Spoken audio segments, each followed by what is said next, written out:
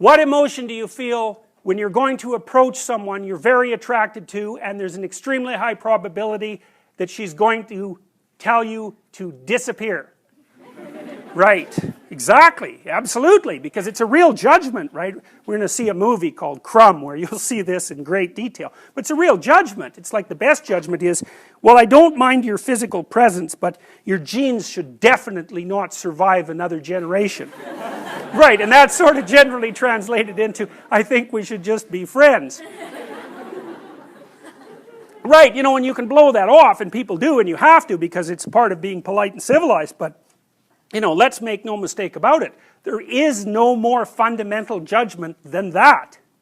So, paralysis. And there's no shortage of men, I mean, who are absolutely terrified of women. I mean, I've had many of them in my practice, you know. I had one guy, he was so terrified of women he couldn't even talk to them on the phone. It's more common than you think. So, but it's generally manifested by men who no one cares about, so it's generally irrelevant. So, well, it's the case. It really is the case. I'm not kidding. They're low status men. You know, they're people that are generally regarded as losers, and there isn't anybody who really gives a damn about what happens to them one way or another, and there's a lot more men in that category than there are women. Women are in all sorts of, you know, social categories that cause them misery and distress, but that one seems to be predominantly male. One of the things I'm going to do when we talk about Freud is I'm going to show you this movie Crumb, which I just told you about, and it's a very rare thing because it shows you the world from the perspective of very intelligent male losers, and that's just not a perspective you ever see, because it's the winners that tell the stories about their life. It's like, who the hell cares about the life of a loser? But this movie is about a loser who became a winner, and you know, almost as an act of revenge, and it's great, great examination of the Oedipal complex. Remarkable. Women select men. That makes them nature, because nature is what selects. And so, you know, you can say, well, it's only symbolic that women are nature. It's like, no, it's not just symbolic. It's not just symbolic. You know, and the woman, in some sense, is the gatekeeper to not in some sense, is the gatekeeper to reproductive success. And you can't get more like nature than that. In fact, it's the very definition of nature. I don't know what you guys think about this, but I was pretty happy when I thought this up, and it took me a long time. So,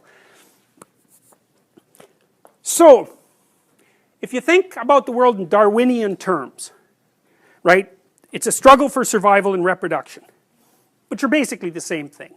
Survival is you, but reproduction is the survival of your genes. So it's a survival issue over very long spans of time. Okay. What do we call the selection mechanism? Right, natural selection, right? It's nature who does the selection. Okay, so let me tell you something that makes female humans different than female chimps. I mean, there's lots of things that do, but but here's an important one. If you look at which male in a chimp troop fathers most of the offspring, it's the dominant male. But the reason for that isn't because the female chimps sort of flock around the dominant male. Now that happens in other species, but it doesn't happen with chimps. What happens is the dominant male chases all the subordinate males away and will interfere with any sexual behavior they manifest. It'll chase them away. The females, though, are perfectly happy to mate with a subordinate male if they're in heat and they get the opportunity. So they go into heat, which is something that doesn't happen with female humans, and they really don't care who they mate with. Okay. Female humans are much different than that. They're picky. So they're choosy. It's a big deal. It's a big deal that they're choosy. Women also seem to evaluate men for their fitness. Now, so, lots of men have no sexual partners and they have no children. That's not the case with women. Almost all women have one child or more. And it's a rare woman indeed who cannot find a sexual partner.